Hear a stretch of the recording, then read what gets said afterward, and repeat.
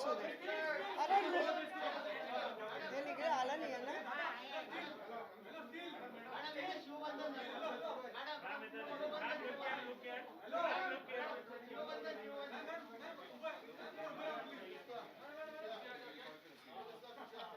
बघा हात असा ठेवला तर परत त्याचाही चुकीचा अर्थ काढतील ना.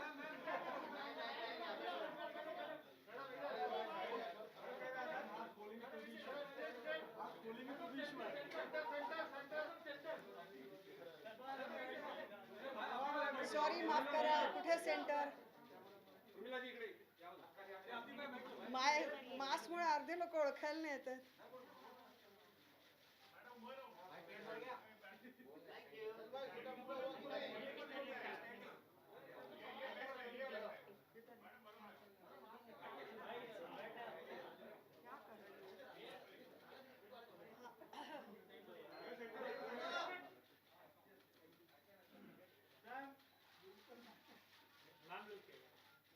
धन्यवाद. थँक्यू आजी.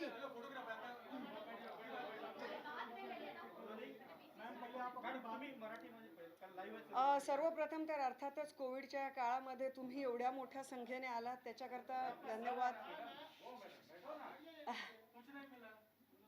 तुम्ही लोक कोविडच्या काळात एवढ्या मोठ्या संख्येने आलात की त्याच्याकरता धन्यवाद द्यायला माझ्याकडे शब्द नाही आहेत.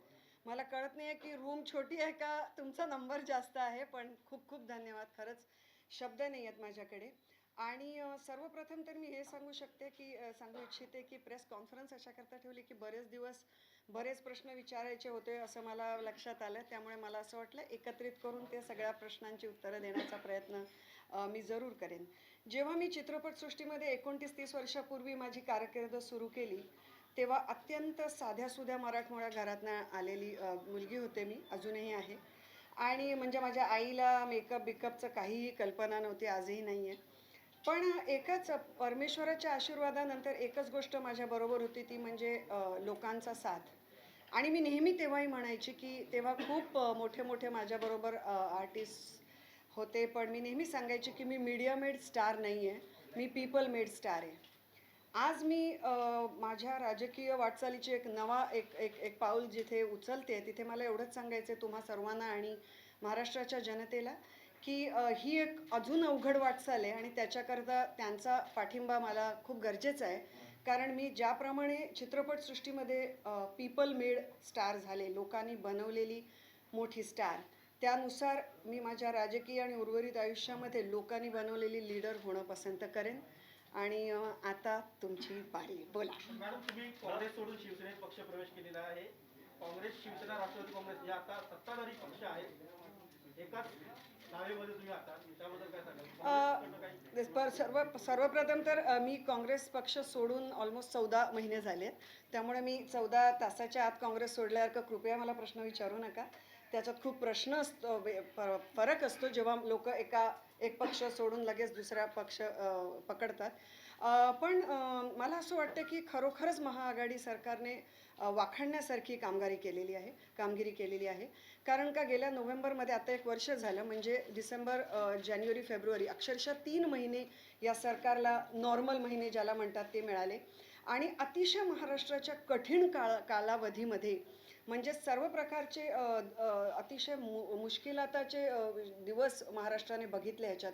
अर्थात कोविड होतं, त्यानंतर ओला दुष्काळ होता, आपलं चक्रीवादळ होतं. त्यामुळे शेतकऱ्यांचे प्रचंड हाल आणि त्यांच्याकरता गेलेला एक प्रचंड खूप कठीणाईचं काळ होता हा. त्यामुळे सर्व प्रकारच्या दुर्दम्य अशा समस्यातनं जात होतं महाराष्ट्र प्रदेश, आणि त्यामुळे सरकारसुद्धा. आणि ह्या सगळ्यामध्ये त्यांनी एक वाखाणण्यासारखी कामगिरी केली आहे, ह्याच्यात प्रश्नच नाही. मी शिवसैनिक म्हणून आलेली आहे आणि मी शिवसैनिक म्हणूनच काम करायला आलेली आहे.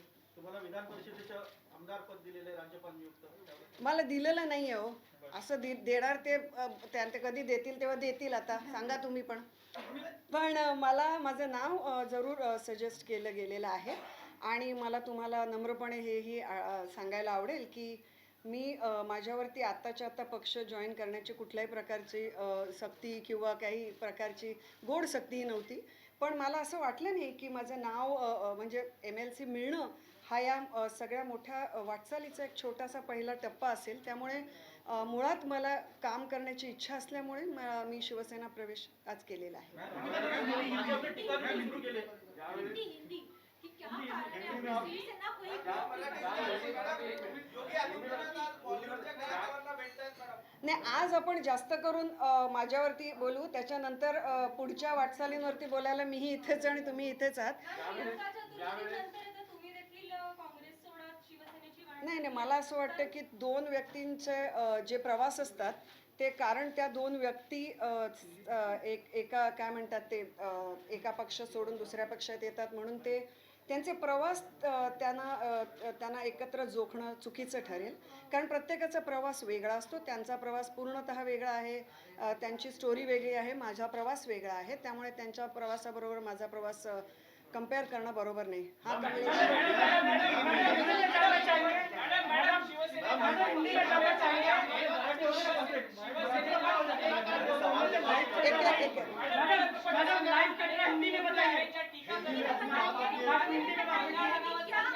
एक मिनट आशा येऊया. मैं करूंगी बेबी मराठी हिंदी करेंगे, हिंदी बाद में करते. बोला.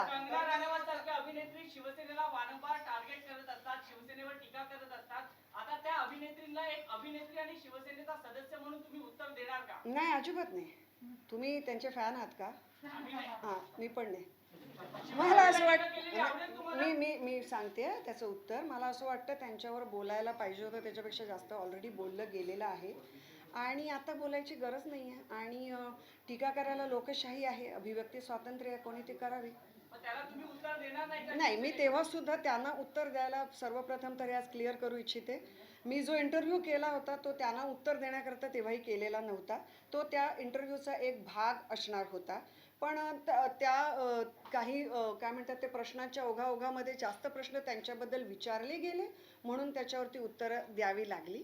याच्या व्यतिरिक्त मला असं वाटतं नको तितकं महत्त्व ऑलरेडी या विषयाला दिलं गेलेलं आहे. आता आपण ते ड्रॉप करू शकतो.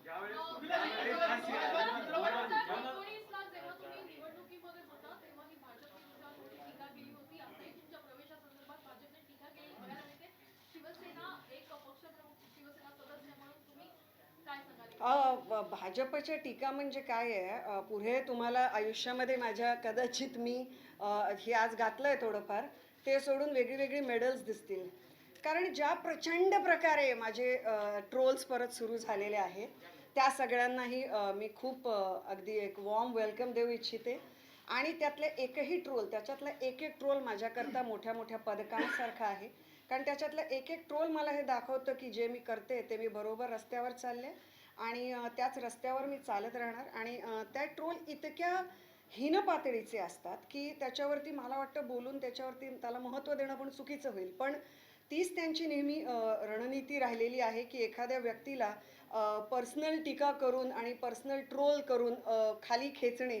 पण त्यांनी ह्यावेळी त्यावेळी चुकीची व्यक्ती निवडली होती आणि ह्यावेळी तर अगदीच चुकीची निघाली आहे. कारण मराठी आहे मी, पाऊल पुढे टाकल्यावरती मागे घेणार नाही. त्यामुळे त्यांनी करत राहावं त्यांचे काम, मी माझं करत राहील.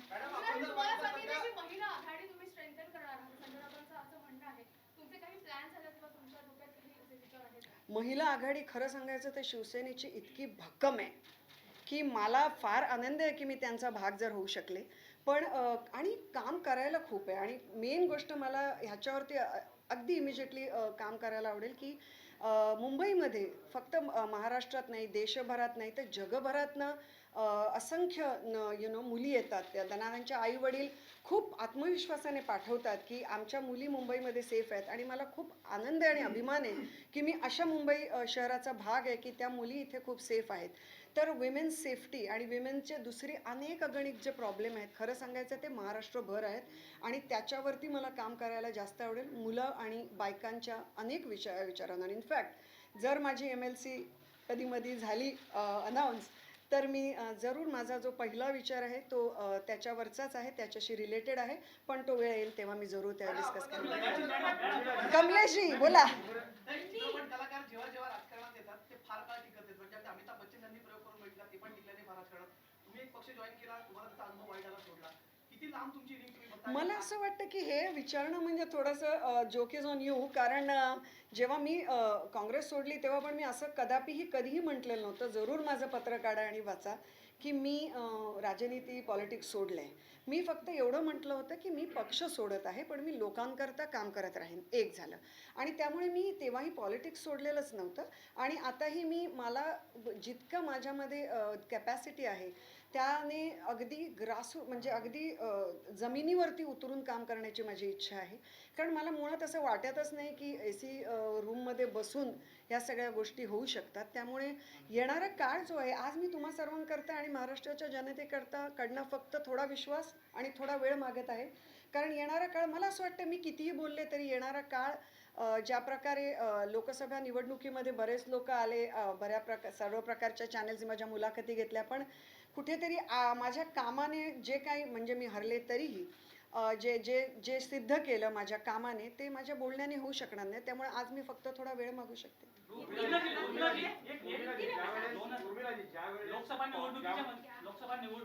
लोकसभा निवडणुकीच्या वेळी ज्यावेळी तुम्ही प्रचार करत होता त्यावेळी अनेकदा भाषणं दिली ज्यामधून तुमचे सेक्युलरवादी विचार जे आहेत ते प्रामुख्याने समोर आले. आता तुम्ही काँग्रेसमधून शिवसेनेत प्रवेश करताय. शिवसेना ही साधारणतः हिंदुत्ववादी, साधारणतः नाही, हिंदुत्ववादीच आहे. तर तुमचे विचार कशा पद्धतीनं पुढे जाते? कारण जे सेक्युलरवाद काँग्रेस काय आहे, मुळातच मी थोडक्यात ह्याचं उत्तर देते, कारण ह्याचं उत्तर खरं फार डिटेल आहे की सेक्युलर म्हणजे ह्याचा अर्थ म्हणजे इतर काय म्हणतात ते धर्मांच्या कडे आपली असलेली धर्मांना हेट करणं नाही किंवा स्वतःच्या धर्माला विरोध करणं किंवा त्याचा तिरस्कार करणं असंही नाही. मी हिंदू आहे जन्माने आणि मी कर्मानेही हिंदू आहे. आणि हिंदू धर्माबाबत मी खूप बोलू शकते, कारण हिंदू धर्माचा मी पूर्णपणे अभ्यास केलेला आहे. मी 8 ते 9 वर्षाची असल्यापासून योग साधना केलेली आहे. मी एक पूर्ण म्हणजे त्याला म्हणतात जो टीचर ट्रेनिंग कोर्स योगाचा करून मी सर्टिफाईड योगा टीचरही आहे. या सर्व गोष्टींवरती आतापर्यंत बोलायची गरज वाटली नाही, कारण का मला असं वाटतं की आपला जो धर्म असतो तो जसा देव कसा मंदिराच्या गाभाऱ्यात असतो तसा आपला धर्म हा आपल्या अत्यंत मनातला, हा अत्यंत आपल्या जिव्हाळ्याचा, आस्थेचा असा विषय असतो. आणि तो दरवेळी वेशीवर उभं राहून त्याचा उहापोह करण्याकरता वापरण्याची मला गरज वाटली नाही. पण हिंदुत्ववादी म्हणजे ज्या ठिकाणी माझ्या धर्माचा प्रश्न येणार तिथे मला माझ्या धर्मानेच मी वागले आहे आणि यापुढेही वागेन. अभी हिंदी शुरू करें. योगी आदित्यनाथ बॉलिवूडच्या कलाकारांना उद्या भेटणार आहेत. आपली यावरची काय प्रतिक्रिया? कारण आपण सुद्धा बॉलिवूडमधून त्यांचं स्वागत आहे. महाराष्ट्र नेहमीच आपल्या अतिथींचं जास्त स्वागत करण्यामध्ये नेहमी कधीही मागे राहिलेला नाही. आम्ही त्यांना जय महाराष्ट्र सांगू शकतो. हो जरूर. ओके. आज आपने शिवसेना ज्वाइन किया है, क्या कहना है? देखिए, मैं यही कहना चाहूँगी कि पहले तो जिस तरह से पिछले 10 महीनों में, 11 महीनों में, अभी पूरा 1 बरस हो गया है, बहुत ही कठिन समय में महाराष्ट्र के लिए बहुत कठिन समय रहा, क्योंकि आप भूल नहीं सकते कि मुंबई महाराष्ट्र में है, जो देश का एक आर्थिक जिसको कहते हैं कैपिटल है, और ऐसी जगह है कि जहाँ पर दुनिया भर से और देश भर से लोग आते जाते रहते हैं. बहुत मुश्किल था कोविड जैसी समस्या से जूझना, और ऐसे समय में कोविड जैसी समस्या से ही नहीं बल्कि जो नैसर्गिक आपत्तियाँ आई हैं महाराष्ट्र प्रदेश पर, वो बहुत बड़े पैमाने पर आई है. कुछ ज़्यादा ही आपत्तियों से भरा हुआ ये वर्ष महाराष्ट्र के लिए रहा, महाराष्ट्र के किसानों के लिए भी रहा. एक बहुत ही ज़बरदस्त कामगिरी मुझे लगता है महाआघाड़ी सरकार ने की है, और उसमें बहुत बड़ा हाथ उद्धव जी का रहा है.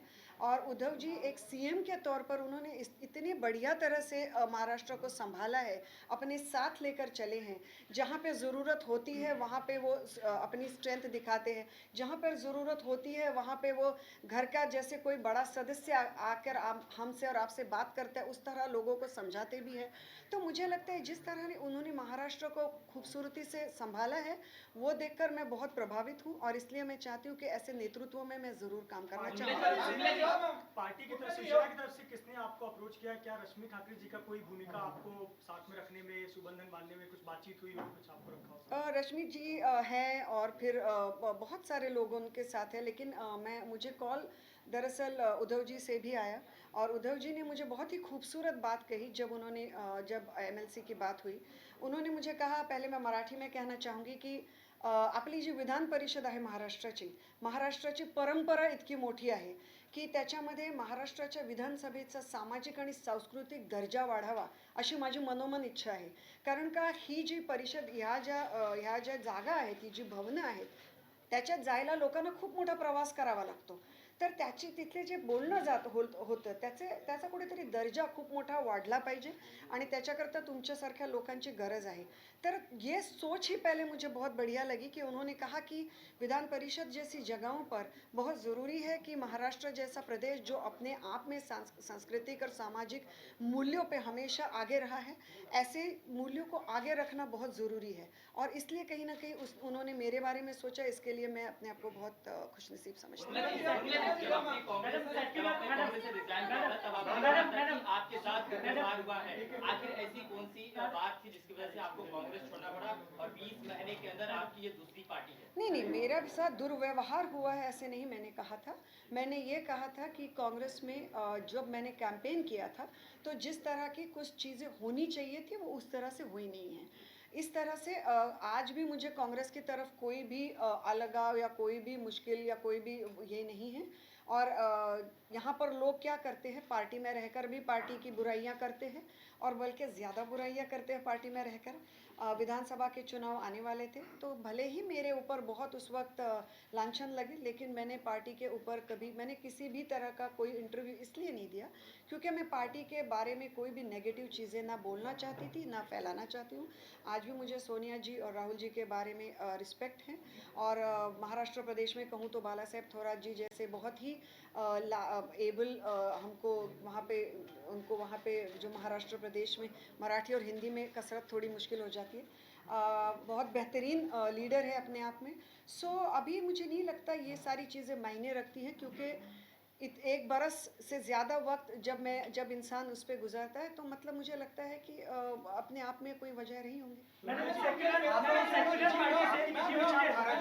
आपकी निजी विचारधारा एक समाजवादी या एक सेकुलर सोच रही है. पिछले चुनाव में आपके भाषण में हमने सुना, लेकिन बात जब शिवसेना की आती है तो एक हिंदुत्ववादी पार्टी की एक छवि है शिवसेना की.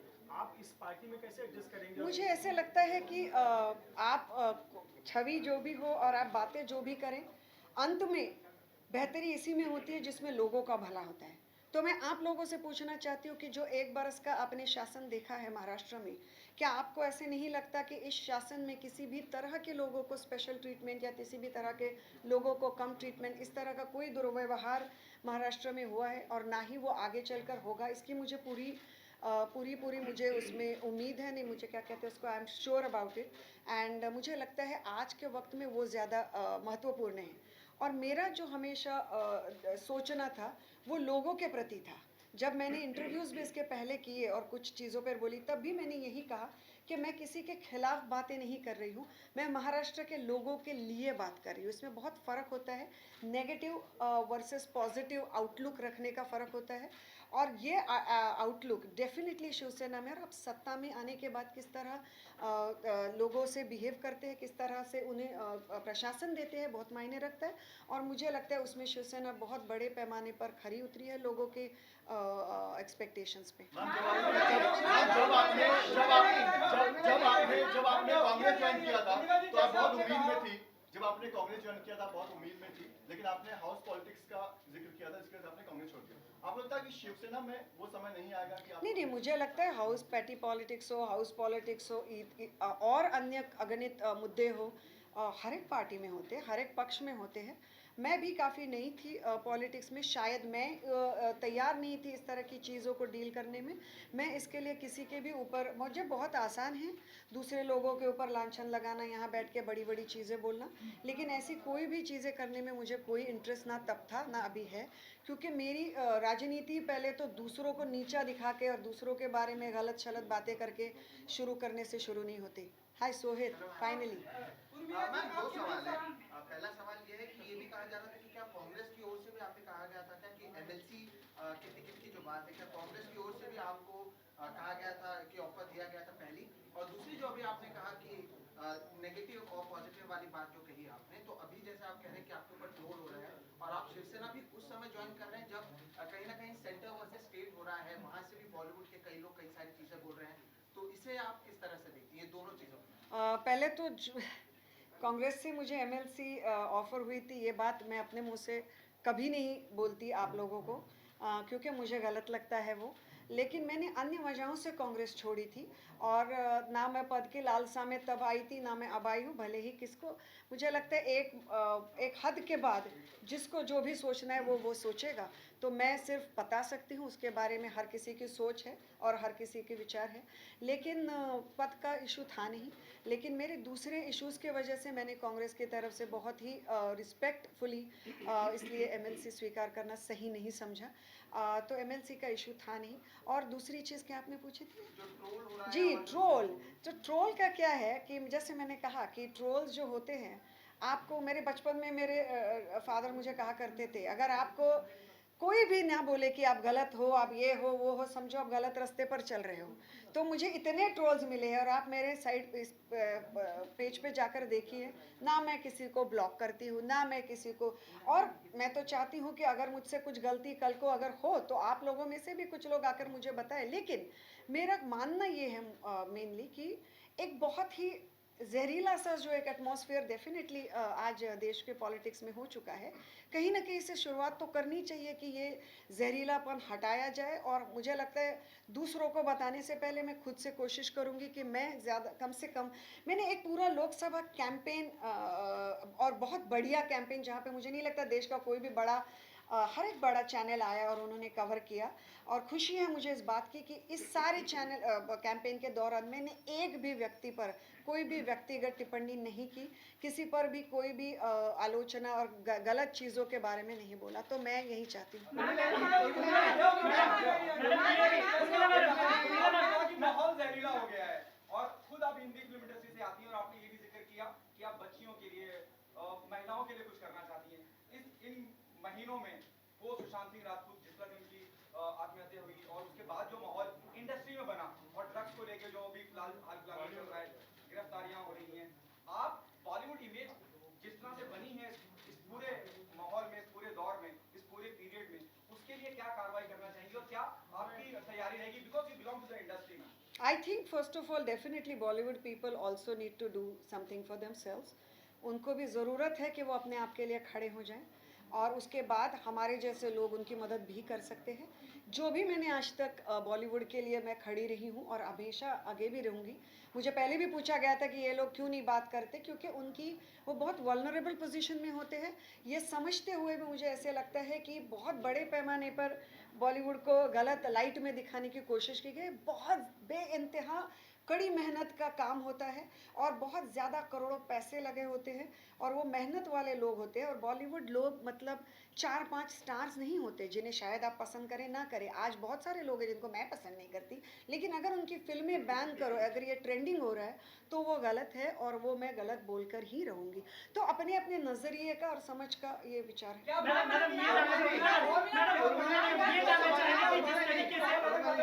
मैडम जिस तरीके से ये जानना चाहेंगे कि जिस तरीके से लव जिहाद पर पूरे देश में जो बातचीत चल रही है, कुछ राज्य कानून ला रहे हैं, आप एक हिंदुत्ववादी पार्टी में लव जिहाद पर आपके विचार क्या है? क्या ये महाराष्ट्र में इम्प्लीमेंट होने चाहिए? आज ही सारे सवाल पूछोगे क्या? कुछ तो आगे के लिए रखो। Ma'am, on the same question, Yogi Adityanath is coming and he'll be meeting Bollywood personalities. And Bollywood is a place for interfaith marriages. Yours is one of the examples. He has been very vocal about love jihad. How do you see all of this? And do you think he's also said that Bollywood needs to be moved to Uttar Pradesh? He wants to make a big film industry there. How do you see both these topics? I have full faith and trust in all my lovely colleagues of the press that you should go and ask him all these questions. Don't you think so? Thank you. Ma'am UP में जो ma'am आताच सांगितलं की बॉलिवूडला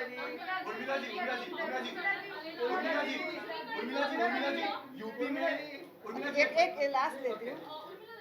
कसं आहे की बॉलिवूडला बदनाम करण्यासाठीचं सध्या जे आहे कारस्थान या ठिकाणी करण्यात आल्याचं तुमचं म्हणणं आहे. दुसरीकडे योगी आदित्यनाथ बॉलिवूड नॉर्थ साईडला हलवण्यासंदर्भात बोलतात.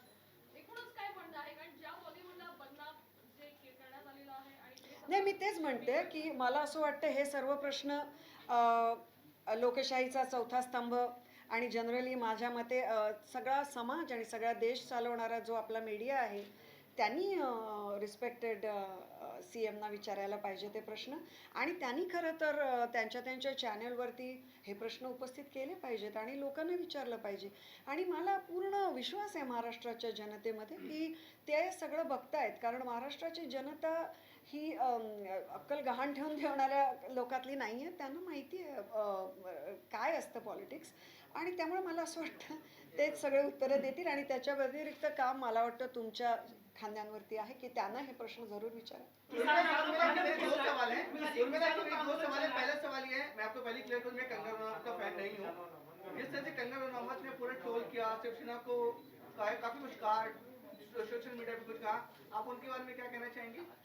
फिर मैं दूसरा सवाल पूछूंगा. पहले मैं उनके बारे में कुछ नहीं कहना चाहती. आगे किसानों के सवाल है कि जब मैम आप कैंपेन कर रही थी तो बीजेपी शिवसेना एक साथ थी, लोगों ने उन्हें एक पार्टी मानकर वोट दिया. अभी सिनेरियो पूरा चेंज है, अभी 3 पार्टियां हैं. तो बीजेपी के साथ शिवसेना अच्छी थी कि अभी के साथ जो शिवसेना काम कर रही है वो अच्छी है? आप किसके साथ रहना चाहेंगे? देखिए, मैं मुंबई की, मैंने जैसे कैंपेन में भी रखा था मुंबई की मुलगी, मैं बम्बई में पली बड़ी हूँ, तो मेरे लिए तो हमेशा ही शिवसेना अच्छी थी, क्योंकि बाला साहब ठाकरे जी का जो हर एक मराठी मानुस के मन में स्थान है उसे आप हिला नहीं सकते. आज भी जब मैंने शिवसेना में प्रवेश किया तो मेरे अंदर से बात निकली और मैंने जाके उनके फ़ोटो के सामने नमन किया. इसकी वजह ये है कि एक ऐसा व्यक्तित्व जो वहाँ बैठकर पूरा महाराष्ट्र, जब वो चले गए तब महाराष्ट्र में 2-3 दिन पर एक तरह की बहुत उदासी, बहुत कम लोग ज़िंदगी में ये स्थान पा सकते हैं. लेकिन मुझे ऐसे लगता है कि इन सारी चीज़ों से बात ना करते हुए मैं ये बात ज़रूर करना चाहूँगी कि जिस तरह का शासन 1 बरस में शिवसेना ने किया है वो बेहतरीन है, और मुझे लगता है इसी तरह उनका आगे बढ़ने का और महाराष्ट्र को आगे लेकर जाने का जो प्रयास है उनमें मैं उसमें साथ रहना चाहूँगी. पहले आप एक सेक्युलर पार्टी से थी, अब आप एक सेक्युलर हिंदुत्व पार्टी से हैं. आपकी विचारधारा क्या है? आप सेक्युलर है या कट्टर हिंदुत्व? देखिए सेक्युलर कट्टर हिंदुत्व एक जगह के बाद सिर्फ वर्ड्स बन के रह जाते हैं, क्योंकि सेक्युलर होने का मतलब ये नहीं होता कि अपने ही धर्म से नफरत करना या दूसरों के धर्म से नफरत करना. ना, हिंदुत्व का मतलब ये होता है कि सिर्फ अपने ही धर्म को आगे लेके. हिंदू धर्म में ही ये कहा गया है कि जो सबसे ज़्यादा सहिष्णु और सर्वसमावेशक जिसे कहते हैं, ऐसा धर्म मेरा धर्म है, हिंदू धर्म है. ये सही है, ये सच्चाई है. अगर मैं आज कहती हूँ वसुधैव कुटुंबकम, तो ये कल्पना मैंने क्रिएट की हुई नहीं है. ये जब से हिंदू धर्म है, जब से यहाँ ये जो भारत देश है, इसमें सिर्फ धर्म नहीं, इसमें बहुत बड़ा आध्यात्मिक एक हमारा बैकग्राउंड रह चुका है.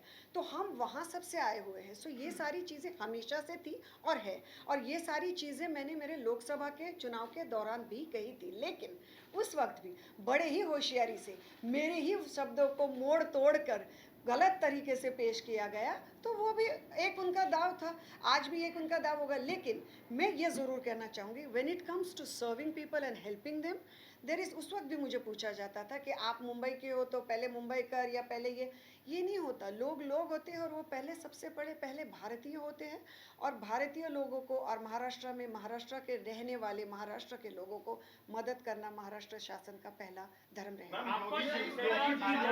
नोएडा में जो प्रपोज फिल्म सिटी बन रहा है उसको लेकर कहा जा रहा है कि बॉलीवुड को शिफ्ट करने की साजिश है, तो उस पर आपको क्या लगता है, क्या बॉलीवुड शिफ्ट हो सकता है? मैडम एक सवाल इससे क्या कनेक्टेड है कि अक्षय कुमार आज मिलने वाले हैं, योगी से क्या कहना है? किसानों का आंदोलन चल रहा है. अक्षय कुमार मिलने वाले हैं. I am sure Akshay Kumar ji के घर में उनको खाना बहुत बेहतरीन मिलेगा. मैं क्या कहूँ, आप ये अक्षय जी से पूछे कि उनका कैसे रहा. एक मिनट. और दूसरी चीज़, ये बॉलीवुड शिफ्ट वगैरह करने का तो भैया अभी क्या है कि ये चीज़ें आपने उनको पूछनी चाहिए जो अगर कल को उनकी फिल्में ले जाकर वहाँ पर. बॉलीवुड मतलब क्या है, एक वर्ड है, लेकिन अपने आप में एक ऐसी इंडस्ट्री है कि जो मुंबई से अपने खून से, अपने नर्व से एक बेहतरीन नाते से जुड़ चुकी है. तो मुझे नहीं लगता हिंदी फिल्म इंडस्ट्री और मुंबई सिटी ये दोनों चीज़ें अलग होने की संभावना है। बाकी चीज़ें तो होती रहेंगी। बाकी मुझे पूरी उम्मीद है कि यूपी का भी फिल्म सिटी बहुत बढ़िया बनेगी और मेरी उसके लिए बहुत सारी शुभकामनाएं हैं। उर्मिला जी, एक सवाल, आप जिस पार्टी में थी पहले, दिल्ली के दस्तक पर है किसान की बात नहीं मानी जा रही है, ऐसा बात कहा जा रहा है। आप अभी राजनीतिक एक दल की नए सदस्य हैं, किस तरह से देखती हैं पूरे बहुत दुखद है कि किसानों को जिस तरह से वो स्ट्रगल कर रहे हैं। मैं इन बिल्स के बारे में सिर्फ कुछ हद तक जानती हूँ। मैं हर एक चीज़ दुनिया में जानती हूँ, ऐसा दावा मैंने अभी नहीं किया, ना मैं आगे करूँगी। लेकिन जितना मैं समझ चुकी हूँ, मुझे ऐसे लगता है डेफिनेटली कहीं ना कहीं उनसे बात करने की कोशिश करनी चाहिए। लेकिन इस विषय में मैं आज ज़्यादा बात करना सही नहीं समझती। मैम, एक साधारण सा सवाल है। झाले ना प्रश्न? एक साधारण सा सवाल है। आपको शिवसेना के हिंदुत्व में और भाजपा के हिंदुत्व में क्या फर्क है? देखिए, हिंदुत्व एक, जैसे मैंने पहले कहा, मन की गहराइयों से सबसे महत्वपूर्ण और सबसे गहरा आस्था भरा और श्रद्धा भरा विषय है। सो वो एक प्रेस कॉन्फ्रेंस में सिर्फ बातें बनाने के लिए और चौराहे पे खड़े होकर चिल्लाने के लिए बताने वाली बातें नहीं हैं। तो हिंदुत्व जो है वो इसके ऊपर एक, क्या कहते हैं उसको इस तरह से बातें करना मुझे सही नहीं लगता। मुझे लगता है हर किसी ने अपना धर्म अपने दिल, दिमाग और अपने सोल के साथ कनेक्ट करके अपनी ज़िंदगी में उसे निभाना चाहिए। उर्मिला जी, एक सवाल, आप जिस पार्टी में थी पहले, वहाँ पर अनबन हुई या फिर महिलाओं का सम्मान नहीं किया गया, इसलिए आप उस पार्टी को छोड़कर शिवसेना आ गई है। यहाँ पर लगातार देख रहे हैं महिलाओं की मौजूदगी ज़्यादा है। किशोरी पेडनेकर, प्रियंका चतुर्वेदी, रश्मि ठाकरे, आज सब कुछ मौजूद थी। महिलाओं को सम्मान दिया जाता है, लेकिन इसी पार्टी के एक सांसद आपसे भले ही कुछ भी लड़ाई हो, महिला के लिए अपशब्द शब्द का इस्तेमाल करते हैं। तो ऐसे में आप उस महिला के मुझे साथ, पता नहीं आपको किसकी बात करें। नंबर 1, नंबर 2, एक मिनट, नंबर 2, मैंने कभी नहीं ये कहा कि मेरे महिला के साथ गैर व्यवहार हुआ है। मैं उन महिलाओं में से हूँ नहीं जिनके साथ गैर व्यवहार किया जा सकता है। नहीं, मेरा सवाल तो ये मैंने है, कभी भी ये बोला नहीं कि मेरे साथ महिला के नाते गैर व्यवहार हुआ है। तो मैंने ये कांग्रेस के बारे में कतई नहीं कहा था। लेकिन इस वक्त आप महिलाओं का मुद्दा हाँ, लेकर आगे चल रहे तो हैं। आप क्या किसकी आपका बात कर रहे हैं सम्मान- मुझे नहीं पता। संजय राउत जी की बात कर रही हाँ। हूँ मैं, और for your kind information, I am not Kangana fan, लेकिन एक सांसद होने के नाते जिस तरह के शब्दों का वो प्रयोग करते हैं, क्या आपको लगता है कि प्रयोग भविष्य में मतलब आप चलकर कौन से शब्दों की बात कर हरामखोर रहे जैसे हैं? शब्दों जी का उन्होंने जी प्रयोग जी किया। जी। तो क्या आपको लगता है कि एक तरफ पार्टी महिलाओं के सम्मान की बात करती है, दूसरी तरफ उसी पार्टी के सांसद जो है एक महिला के लिए इस तरह का तो शब्द हो गई ना अभी वो बात, उसके ऊपर सारी चीज़ें, सारा बवाल हो गया। वो सांसद है, ये पद्मश्री है, उनकी भी भाषा अपनी भाषा है, इनकी भाषा अपनी भाषा है। तो भैया मुझे दूसरों की भाषाओं पे क्यों पूछ रहे हो? मैं अपनी भाषा पे बात करूंगी। उर्मिला जी, आतापर्यंत मातोश्रीवर अनेक पक्ष प्रवेश झाले, यामध्ये अनेक महिलांचा पक्ष प्रवेश देखील झाला, परंतु पहिल्यांदाच असं घडलं की मुख्यमंत्री उद्धव ठाकरे यांच्या पत्नी रश्मी ठाकरे तुमच्यासाठी खास पक्ष प्रवेशासाठी असं का? आणि हे त्यांच्या हस्ते बांधलं एक वेगळी ट्रीटमेंट आहे ती खास तुम्हाला मिळाली. असं काही नाही आहे, असं अजिबात नाही आहे. मला असं वाटतं ना की तुम्हाला सगळ्यांचे परत एकदा मनपूर्वक आभार की आज आलात. पण मी काही कुठली राजकीय नेता नाही आहे हो. अजूनही मी अत्यंत साध्यासुध्या मराठमोळ्या घरातली एक मुलगी आहे, बाई आहे, व्यक्ती आहे, व्हॉटेवर. तर त्यामुळे मला कुठेतरी हे सगळं क्षेत्र अजूनही खूप नवं आहे आणि ते मी पदोपदी मान्य करते. आणि त्यामुळे मला असं वाटतं कुठेतरी जर ते आल्या असतील तर कदाचित थोडाफार मला एक आत्मविश्वास माझा वाढावा ह्याच्याकरता आल्या असतील. आणि त्याच्या व्यतिरिक्त मला त्याच्यात काही वाटत नाही. आणि परत एकदा सांगू इच्छिते, ह्यामध्ये मी खूप नवी आहे. आज तुम्ही इथे एवढ्या मोठ्या संख्येने आलात त्याच्याकरता धन्यवाद. पण मी नवी आहे ते, आणि मला खूप मोठा रस्ता घ्यायचा आहे, तेवढंच आहे. Thank you so much.